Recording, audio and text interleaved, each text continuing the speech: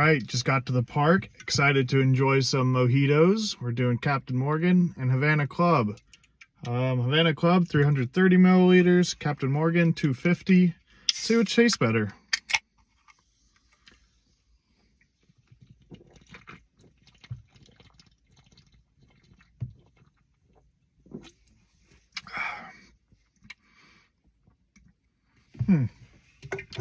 Okay, the mint came in as a pretty strong aftertaste. That's good. I was going to say it was missing the mint. There it is. Let's crack into the Havana. Give it a little sip test.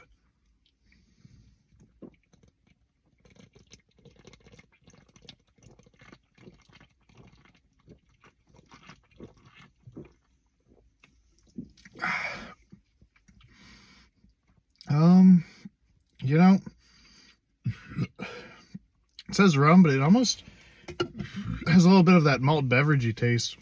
Definitely going to give it to Captain Morgan. We're going to go with quality over quantity. A little bonus round, limoncello spritz.